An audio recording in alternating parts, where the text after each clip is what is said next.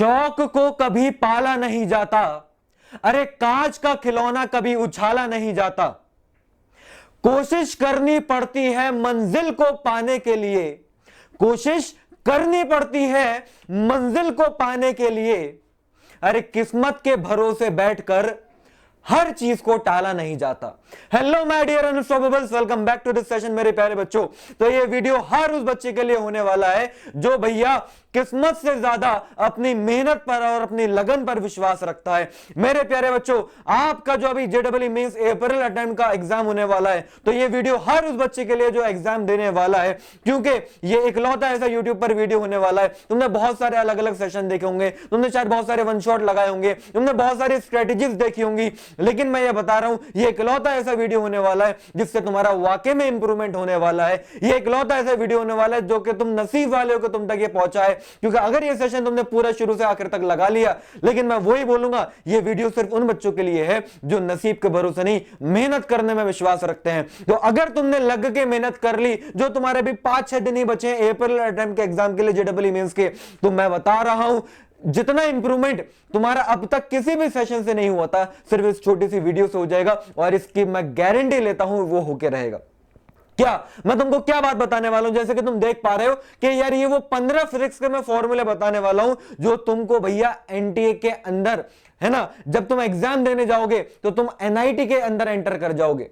मतलब मैं तुमसे क्या कहना चाह रहा हूं, ये वो तुम्हारे 15 फॉर्मूले वो फॉर्मूले हो सकते हैं जो तुम्हारे लिए एनआईटी का द्वार खोल दे मेरे प्यारे बच्चों। अब ये मैं कैसे कह पा रहा हूं, जरा ध्यान से मेरी बातों को सुनना जरा, है ना। हो सकता है कि तुम बच्चों को बहुत सारे लगे कि यार ऐसे तो पॉसिबल ही नहीं है। मैं आपको एक चीज बताता हूं, अभी जो 2026 का जनवरी अटेम्प्ट का पेपर हुआ था, ठीक है, जनवरी अटेम्प्ट के पेपर का जब हमने पूरा का पूरा रिसर्च करा और पूरा का पूरा एनालिसिस करा और देखा कि क्या फॉर्मूला बेस्ड सवाल आते हैं, क्या मतलब कोई बच्चा फिजिक्स के अंदर से फॉर्मूला अगर याद करके चला जाए और उन फॉर्मूले के डेटा के हिसाब से वैल्यू पुट करके आंसर निकाल दे, तो जो क्या वो न्यूमेरिकल है वो सॉल्व हो सकते हैं, क्या बच्चा कर सकता है, क्या डायरेक्ट फॉर्मूला बेस्ड सवाल आ रहे हैं या नहीं आ रहे। तो पूरी की पूरी जब रिसर्च करी तो मुझे ये बात पता चली कि हाँ भैया जेईई में 2026 जनवरी अटेम्प्ट की भी मैं बात करूंगा, जबकि जिसमें बोला गया कि फिजिक्स काफी कॉन्सेप्चुअल लेवल की आने लगी है, तब भी हमारे काफी ज्यादा डायरेक्ट फॉर्मूला बेस्ड और कॉन्सेप्चुअल क्वेश्चन थे फिजिक्स के अंदर। The section was generally considered easy to moderate और NCERT driven था, high scoring था और many question requiring only direct application of formulas, जैसे कि modern physics, current electricity, thermodynamics। ये मैं नहीं कह रहा, ये पूरा का पूरा रिसर्च और डेटा कह रहा, समझ रहे। और जब ये चीज मैंने देखी तो मैंने निकाले तुम बच्चों के लिए पुराने 5 से 6 साल के पीवाईक्यूज, मतलब लगभग 2020 से लेकर 2026 तक के सारे पीवाईक्यूज मैंने खंगाले और मैंने देखा कि उन इतने ढेर सारे सैकड़ों पीवाईक्यूज के अंदर कौन कौन से ऐसे क्वेश्चन हैं जो हर साल, मतलब पुराने 5 सालों में कोई सा भी ऐसा साल नहीं गया कि उस फॉर्मूले के ऊपर सवाल ना आया हो। तो वो मैंने करके तुम बच्चों के लिए मैंने निकाले यार ऐसे 15 फॉर्मूले। अब अगर मैं तुमसे ये कह रहा हूं कि हर जनवरी और अप्रैल अटेम्प्ट के अंदर उस फॉर्मूले के ऊपर पुराने 5 साल से अगर सवाल आ रहा है, तो तुम्हारे अभी अप्रैल अटेम्प्ट के अंदर यार क्यों नहीं आएगा, मुझे बताओ क्यों नहीं आएगा।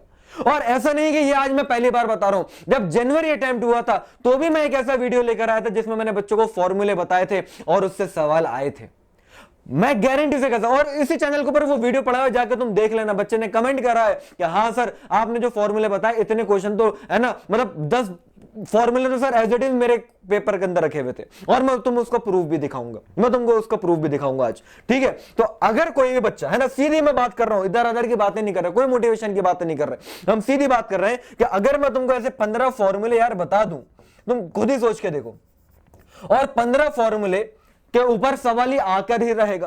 तो अगर तुम हर 15 क्वेश्चन सॉल्व कर लेते हो इन फॉर्मूले के थ्रू, तो तुम्हारे यार 60 नंबर तो ऐसे बन गए। मतलब ये मैं इस टाइप की वीडियोस प्रेफर नहीं करता हूं, मैं तो हर बच्चे से ये कहता हूं कि भाई पूरा चैप्टर पढ़ो, हाई वेटेज भी नहीं, मैं तो कह रहा हूं पूरी कंप्लीट फिजिक्स पढ़ के जाओ यार, तुम पूरी 11 और पूरी 12 पढ़ के जाओ, ठीक है पढ़ के जाओ, लेकिन क्या तुम्हारे पास समय है। और मुझे मालूम है आप में से तो इतने ढेर सारे ऐसे बच्चे होंगे जो शायद फिजिक्स में अभी 20 में से 30 नंबर ही लेकर आ पा रहे होंगे आउट ऑफ 100, और शायद कुछ तो इससे कम भी ला रहे होंगे, कुछ हो सकता है 30 से 40 ला रहे होंगे, ज्यादातर मुझे मालूम है ऐसे बच्चे। और तुम्हारी जो अभी हालत है, क्या तुम्हें लगता है कि तुम 11th और 12th क्लास की पूरी फिजिक्स पढ़ लोगे? चलो पूरी फिजिक्स छोड़ो, क्या तुमको लगता है जितने भी हाई वेटेज चैप्टर है वो भी तुम पूरे पूरे पढ़ लोगे? शायद तुम नहीं पढ़ पाओगे। और अगर तुमने पढ़ भी लिए तो क्या उसके ऊपर आने वाला जो क्वेश्चन तुम्हारे अप्रैल अटेम्प्ट में, क्या तुम गारंटी है कि सॉल्व करके आ जाओगे? शायद नहीं करके आ पाओगे। तो आप हर बच्चे को, चाहे तुमको इंपॉर्टेंट लगे या ना लगे, अगर नहीं लगे तो भाई मत देखो यार वीडियो। मैं तुमसे बोलूंगा कि ये 15 फॉर्मूले मैं तुमको दिखा रहा हूं, ये 15 फॉर्मूले जानबूझ के छोड़ के जाना। अगर कोई ये कहता है कि नहीं ये काम का नहीं है, भाई मैं कह रहा हूं 15 फॉर्मूले देख लो, और ये 15 फॉर्मूले को तुमको छूना ही नहीं है। अगर तुम्हारे फिजिक्स के अंदर 20 से ज्यादा भी नंबर लेकर आ जाओ ना आउट ऑफ 100, तो जो बोलोगे लाइव आके करके दिखाऊंगा। तो अगर तुम चाहते हो कि वाकई में तुम्हारा स्कोर ढंग का है, एनआईटी तक तुम पहुंच पाओ, कैसे पहुंच पाओगे? देखो भाई, फिजिक्स के अंदर अगर कोई भी बच्चा 60 प्लस मार्क्स स्कोर कर लेता है आउट ऑफ 100, ये हर बच्चे का टारगेट होना चाहिए जो बिल्कुल अभी बिल्कुल जीरो पर है। 20 से 30 नंबर ला रहा है, मतलब मैं तो जीरो पर ही मानूंगा, है ना। तो 60 प्लस अगर नंबर वो लेकर आ पाएगा तो उसकी फिजिक्स के अंदर ये देखा जाता है पुराना पूरा का पूरा परसेंटाइल वर्सेस मार्क्स वाले डेटा के हिसाब से कि 60 प्लस मार्क्स लाने वाला बच्चा फिजिक्स के अंदर इजीली 98 के आसपास, है ना, इजीली 98 से 99 परसेंटाइल स्कोर कर लेता है। मतलब अगर किसी के 70 प्लस आए हैं तो 99 परसेंटाइल तो आ ही रही है जनवरी अटेम्प्ट के हिसाब से, और अगर किसी के 60 प्लस आ रहे हैं तो भाई मोर देन 95 परसेंटाइल तो श्योर ही है, मतलब 97, 98, 99 के अराउंड रहेगा। और अगर इतनी परसेंटाइल आ रही है तुम्हारी फिजिक्स के अंदर ही, बाकी तुम केमिस्ट्री और मैथ में भी करोगे तो तुम ठीक ठाक अपना 140 से 150 अगर स्कोर बना लेते हो, तो तुम्हारी ओवरऑल परसेंटाइल 98, 99 अगर हो जाती है, तो भाई साहब ये जो मैंने तुमको दिखाया है ये गेट, इस गेट के अंदर हाथ पकड़ के मैं तुम्हारा एंट्री कराऊंगा। तो जी हां, ये कोई नॉर्मल वीडियो नहीं है, वो वीडियो है जो तुम्हारे एनआईटी के अंदर एंटर कराने का रास्ता बन सकती है। तो इसलिए मैं कह रहा हूं अगर सीरियस हो तो पूरा वीडियो शुरू से आखिर तक देख लेना। तो क्या हम 60 मार्क्स ला सकते हैं सिर्फ फॉर्मूला पढ़ के फिजिक्स के अंदर? बिल्कुल ला सकते हैं, बस शर्त यह रहेगी कि मैं जो तुमको 15 फॉर्मूले दिखा रहा हूं वो तुम 15 फॉर्मूले को सिर्फ देख के रटोगे नहीं, तुम उन 15 फॉर्मूले को यार समझना। जी हां, मुझे मालूम है इसी वीडियो के ऊपर आज से 6 दिन के बाद जब एग्जाम होगा तो कुछ बच्चों के नेगेटिव कमेंट्स आएंगे कि सर हमने आपके ऊपर भरोसा करा, हमने आपके ऊपर बिलीव करा, सर मेरे पेपर में 15 फॉर्मूले में से सर दो फॉर्मूले पर भी सवाल नहीं आया। जी हां, ऐसे बच्चे के कमेंट आएंगे। भाई साहब अगर ऐसा हो गया ना, पढ़ाना छोड़ दूंगा, सही मैं बता रहा हूं।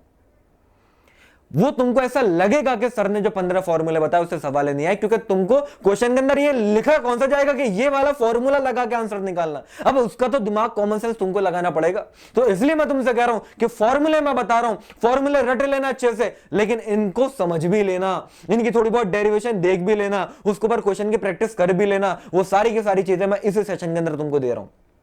और अगर तुम चाहते हो कि 15 का 15 फॉर्मूला, हाई वेटेज चैप्टर, ये सारी की सारी चीजें तुम मुझसे पढ़ना चाहते हो, क्योंकि उस सेशन में मैं तुमको दिखाऊंगा, थोड़ा हिंट दूंगा, पढ़ा तो नहीं पाऊंगा, लेकिन अगर तुम चाहते हो पढ़ना तो भाई फिजिक्स का सभी बच्चों की डिमांड पर बहुत जल्द आ रहा है कंप्लीट फाइनल रिवीजन, जिसमें पूरी 11th और 12th के सारे इंपॉर्टेंट फॉर्मूले, सारे कॉन्सेप्ट, सारे इंपॉर्टेंट पीवाईक्यूज, हर एक चीज कवर होने वाली है, जिसकी मैं गारंटी ये दे सकता हूं कि अगर कोई बच्चा ये सिर्फ पूरा सेशन लगा ले, क्योंकि पूरा सेशन लगाना आसान बात नहीं है, क्योंकि लगभग 12 से 14 घंटे, 12 घंटे का तो हो गया होगा सेशन, तो दम चाहिए इतना लंबा सेशन देखने के लिए। लेकिन अगर तुम में से कोई भी बच्चा लगा लेता है तो मैं गारंटी से कह सकता हूं कि अगर कोई बच्चा 30-40 नंबर लेकर आ रहा था, भाई 80 प्लस फिजिक्स के अंदर मार्क्स आ जाएंगे उसके, गारंटी से कह रहा हूं। ये कोई क्लिक बेट नहीं है, गारंटी से कह रहा हूं, अगर पूरा सेशन लगा लिया। और अगर कोई भैया 10-20 नंबर लेकर आ रहा है 60 प्लस, तो वो भी पहुंच जाएगा। ये फॉर्मूले अच्छे से कर लो और साथ में फाइनल रिवीजन लगा लो। तो इसके ये कहां पर मिलेगा ये सेशन? तो भैया इसी चैनल पर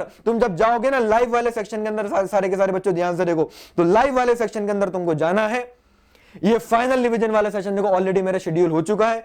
सबको जाके फटाफट अभी ये लाइक वाला बटन दबा दो और ये नोटिफाई वाला बटन दबा दो, और अगर चैनल को तुमने सब्सक्राइब नहीं कर रखा है तो भाई कर लो।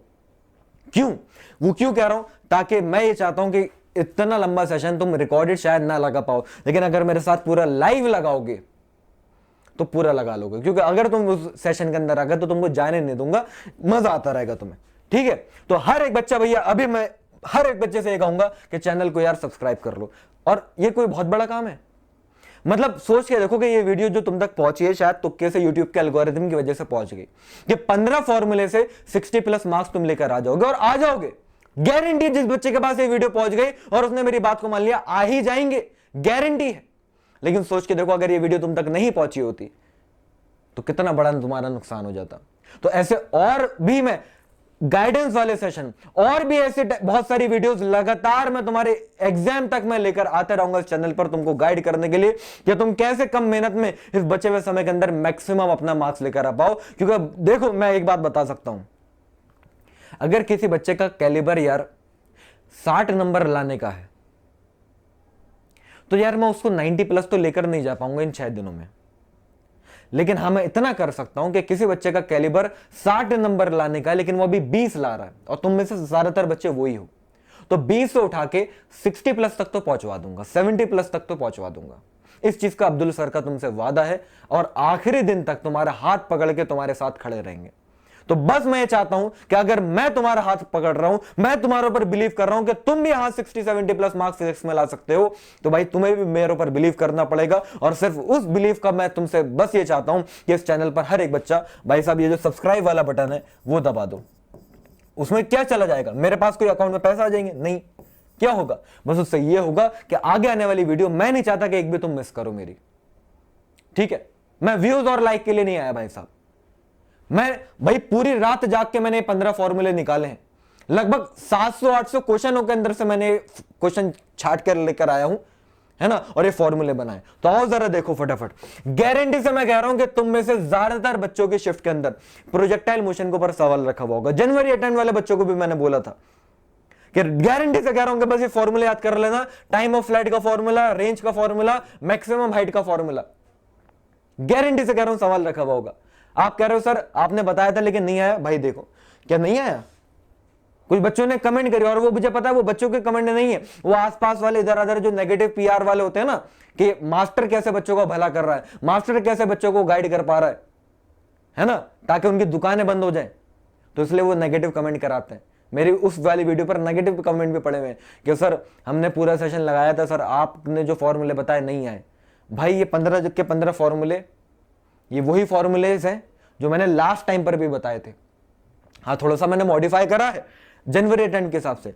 लेकिन अगर कोई कहता है कि सर आपने बताया था प्रोजेक्टाइल मोशन पर क्वेश्चन आएगा, फॉर्मूले पर आएगा, और नहीं आया, तो भाई ये क्या है? फिर हो सकता है कि तुम्हारी शिफ्ट में ना आए, लेकिन मैं तब भी कह सकता हूं कि यार 15 फॉर्मूले में से अरे बुरे से बुरा 10 फॉर्मूले तो एज इट इज रखे होंगे। अरे 10 फॉर्मूले के तो 40 नंबर फ्री में मिल गए, बाकी तुम फाइनल डिवीजन मेरे साथ पढ़ोगे तो 60 प्लस 70 प्लस तक तो पहुंच ही जाओगे। टेंशन मत लो, इतना हो सकता है, बस तुमको यकीन रखना है। देखो क्या है क्वेश्चन, प्रोजेक्टाइल को इतने एंगल पर फेंका है, इतनी स्पीड पर फेंका है, जब वो 45 डिग्री का एंगल बना रहा होगा तो उस टाइम पर बताओ, है ना, मतलब जब 45 डिग्री का एंगल बना रहा तो उसकी स्पीड इतनी है, तो इनिशियल स्पीड क्या होगी? प्रोजेक्टाइल मोशन का क्वेश्चन। Second, rotational motion. हर एक बच्चे की शिफ्ट में गारंटी से कह रहा हूं कि भाई मूवमेंट ऑफ इनर्शिया के ऊपर सवाल रखा हुआ होगा। अगर रोटेशनल मोशन छोड़ दिया भाई मत छोड़ना, और अगर छोड़ दिया तो ठीक है छोड़ दो, बस मूवमेंट ऑफ इनर्शिया निकालना सीख लो। हर शेप का मूवमेंट ऑफ इनर्शिया का फॉर्मूला यहां पर लिखा हुआ है, और साथ में ये तभी लगा पाओगे जब आपको पैरेलल एक्सिस थ्योरम और परपेंडिकुलर एक्सिस थ्योरम आएगी। मास्टर की बात पर बिलीव रख लो, मैं बता रहा हूं ये रखा हुआ है भाई, मेरी नजरों से देखो, मुझे मालूम है कि रखा हुआ है पेपर के अंदर। पैरेलल या परपेंडिकुलर एक्सिस थ्योरम का यूज करके मोमेंट ऑफ इनर्शिया निकालना पड़ेगा। कैसा क्वेश्चन आएगा, क्वेश्चन भी दे दिया है, प्रैक्टिस कर लेना। देखो दो सॉलिड स्फीयर दोनों आपस में टच हुए हैं, उनके टेंजेंट के पास होता हुआ क्या बता दो, क्या बता दो, मोमेंट ऑफ इनर्शिया बता दो। ये करना सवाल खुद से। फिर ग्रेविटेशन चैप्टर की बात करूं, मत करो चाहो पूरा चैप्टर, ग्रेविटेशन में सिर्फ एस्केप वेलोसिटी वाला टॉपिक पढ़ लेना। अब कुछ बच्चे कहेगा सर हम ये रट ले, हाँ भाई रट लो, रटने से काम हो जाएगा, लेकिन रटने से काम कभी कभी होता है। तो कैसे पता चलेगा कि एस्केप वेलोसिटी का फॉर्मूला लगाना है? वो तो तभी पता चलेगा ना जब कॉन्सेप्ट पढ़ा होगा। तो एस्केप वेलोसिटी वाला टॉपिक अच्छे से पढ़ लेना, उसका फॉर्मूला ये है √2gr। इसके ऊपर सवाल हर साल आता है, देख लो रखा हुआ है। Escape velocity of A spherical, है ना, from A spherical planet is this. तो अगर हम कोई दूसरा प्लैनेट लेकर आ जाए जिसकी डेंसिटी और रेडियस 10% कम हो गई, तो अब वहां की एस्केप वेलोसिटी क्या होगी? उस फॉर्मूले से सिंपल सॉल्व हो जाएगा। फिर यंग मॉडुलस, बहुत ही सिंपल, यंग मॉडुलस का फॉर्मूला भाई, किसी भी वायर के ऊपर जो फोर्स लगाई F, जिसकी लेंथ L थी, क्रॉस सेक्शनल एरिया था, और खींचने पर उसके अंदर इलॉन्गेशन डेल्टा L आया, तो यंग मॉडुलस का फॉर्मूला FL/A डेल्टा L। हर साल देखो इसके ऊपर क्वेश्चन आता है। पुराने 5 सालों में कोई से भी ऐसा साल नहीं गया कि यंग मॉडुलस के फॉर्मूले पर सवाल ना आया हो।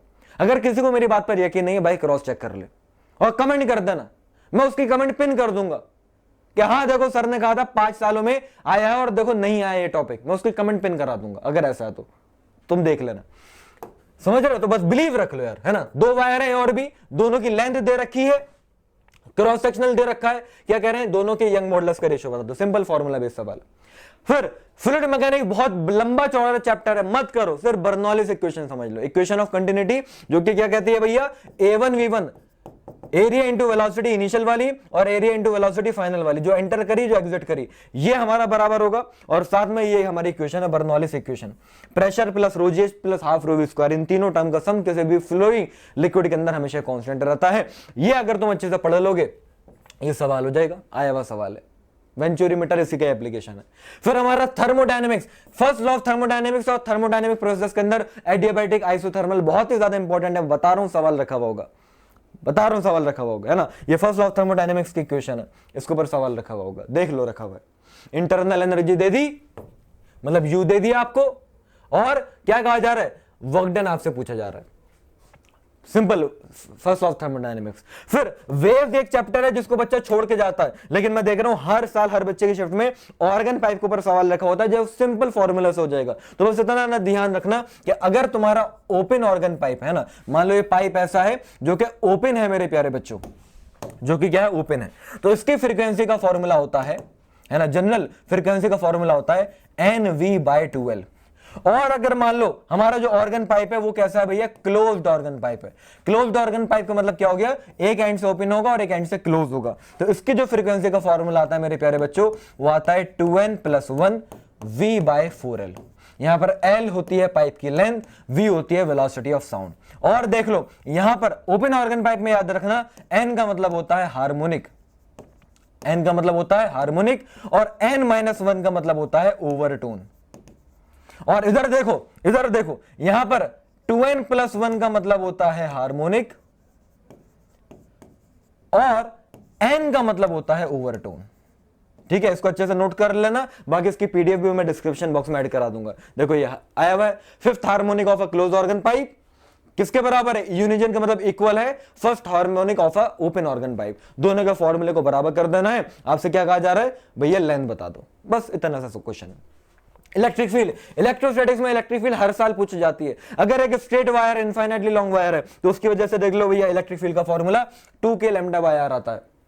अगर ये हमारा इनफाइनाइटली लॉन्ग नहीं है, एक एंड की वजह से एंगल अल्फा, एक एंड की वजह से एंगल बीटा, तो परपेंडिकुलर जो वायर की इलेक्ट्रिक फील्ड जाती है उसका फॉर्मूला क्या होता है भैया, k λ/r sin θ1 + sin θ2। और पैरेलल वाली आती है k λ/r cos θ1 - cos θ2। इससे डायरेक्ट सवाल हो जाएगा। अगर ये एक आर्क है, पूरा रिंग नहीं है, एक आर्क है, उसकी वजह से अगर आपसे कोई बोले कि इलेक्ट्रिक फील्ड का फॉर्मूला बताओ तो 2k λ/r sin θ/2 होगा। बस इतनी सी बात है।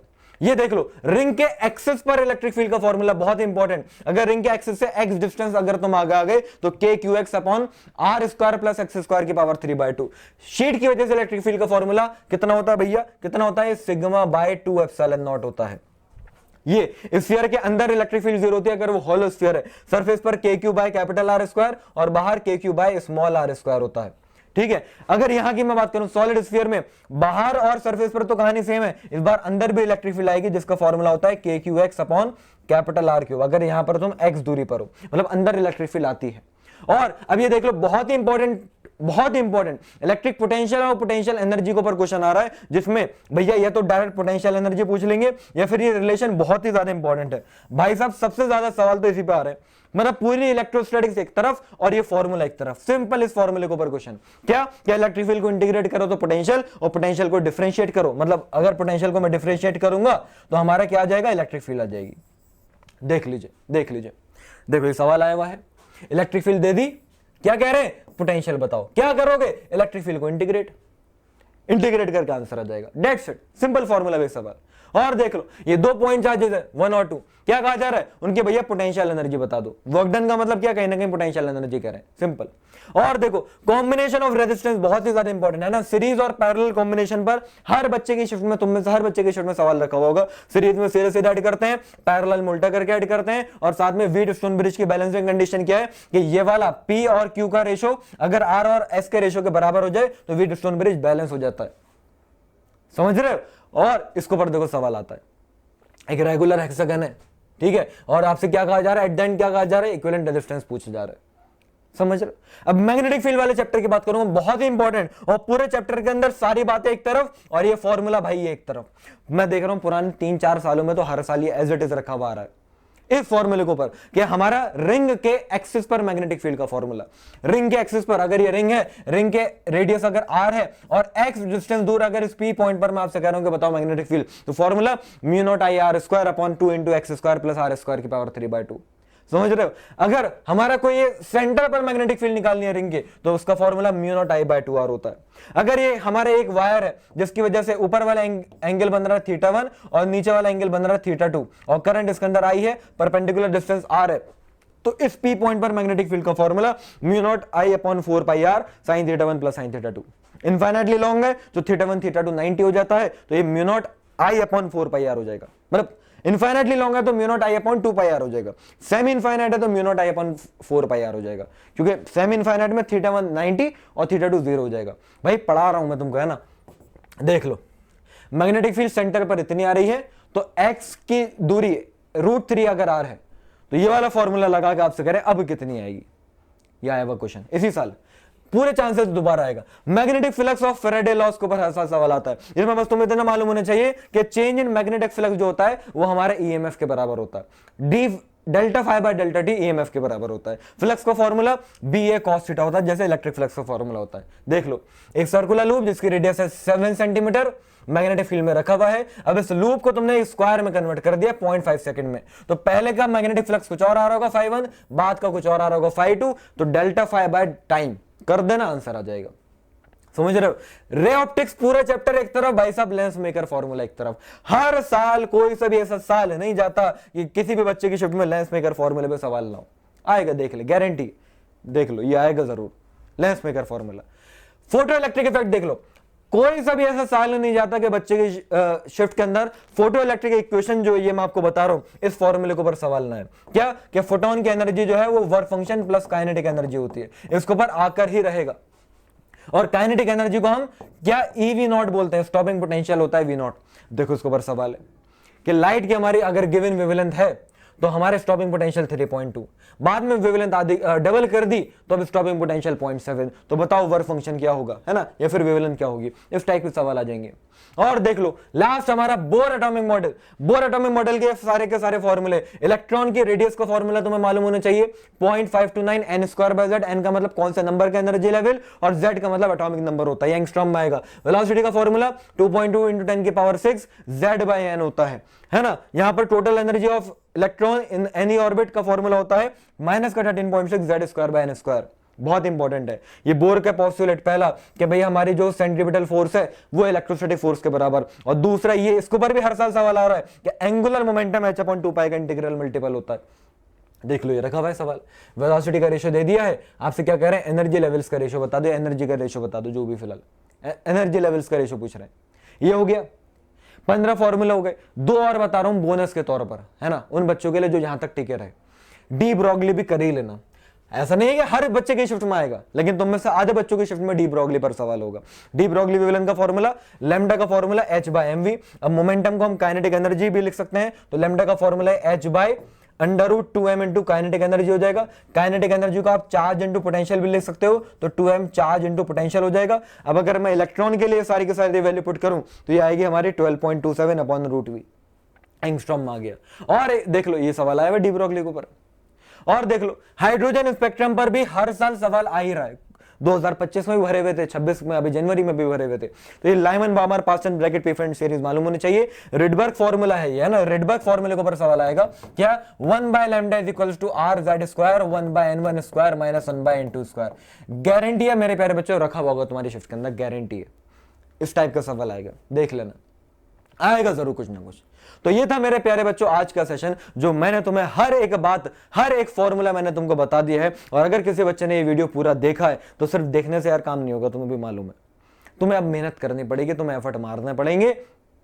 इन 15 फॉर्मूले को बहुत अच्छे तरीके से रट लो, दिमाग में छप जाने चाहिए और कॉन्सेप्चुअल वाइज समझना, तभी ये फॉर्मूले लगा पाओगे। वरना रोगे कि सर हमने तो पूरे आपका सेशन देखा था, सारे फॉर्मूले करे थे सर, सवाल नहीं आया। ऐसा नहीं होगा भाई, आएगा ही आएगा। कितना भी भैया मतलब कितना कर देगा, ऊपर नीचे कितनी वेटेज कम बढ़ते कर देगा, सिलेबस कौन सा खत्म कर देगा। मैं कह रहा हूं अगर 10 भी आए तो 40 नंबर तुमको फ्री के मिल गए भाई, तुम्हारे तो 20 भी नहीं आ पा रहे थे। तो इस वीडियो से तुम्हें अगर थोड़ा सा भी फायदा तुम्हें महसूस अगर हुआ हो, तो मैं चाहूंगा कि आगे मैं तुम्हारा और ज्यादा इंप्रूवमेंट करा पाऊं। तो उसके लिए बस जाते जाते फिर तुमसे सिर्फ एक ये रिक्वेस्ट है कि तुम्हें कुछ नहीं करना, बस एक छोटी सी हल्की सी उंगली को इस वाले बटन पे प्रेस कर दो अगर अब तक नहीं किया है। क्योंकि मैं चाहूंगा कि आप में से हर एक बच्चा 29 मार्च को, मैंने दिखाया ना 29 मार्च को, 29 मार्च को सेशन है भाई साहब, है ना, मार्क कर लो ये डेट। ये वो डेट है तुम्हारी पूरी की पूरी जेईई मेंस की जर्नी को बदल के रख देगी। ये वो डेट है 29 मार्च को सुबह 11 बजे फाइनल रिवीजन में मैं चाहूंगा तुम सब मेरे साथ मिलो। अभी ये सफर खत्म नहीं हुआ है, अभी और भी मैं तुम्हारे लिए गाइडेंस की वीडियोस लाते रहूंगा, और कोई भी वीडियो मिस मत कर देना, ठीक है, क्योंकि इससे तुम्हारा फायदा होकर रहेगा। तो तैयार हो जाओ, लगे रहो, दुनिया वालों के चक्कर में मत पड़ो। जो बकवास कर रहा है कि तेरा नहीं हो पाएगा, तुझसे नहीं हो पाएगा, उसको भाई साहब कहने दो। वो कहते हैं ना कि भैया जब बर्तन खाली होते हैं तो आवाज तो करते ही हैं, उनको करने दो भाई साहब आवाज। तुम्हें बस शांत रह के पढ़ते रहना है। मैं तुम्हारे साथ खड़ा हूं, और मुझे जरा बताना क्या तुम भी मेरे साथ खड़े हो इस जर्नी में या नहीं। क्या मेरा ही सपना है क्या खाली कि मैं तुम्हें NIT तक पहुंचा दूं, किसी अच्छे गवर्नमेंट कॉलेज तक पहुंचा दूं? क्या ये तुम्हारा सपना नहीं है? मुझे मालूम है कि तुम्हारा सपना है, तो वो सपना हम पूरा करके रहेंगे, और इसे बार ही करके रहेंगे बच्चों। तो मिलते हैं अगले सेशन में, जब तक के लिए tata bye bye, see you, जय हिंद।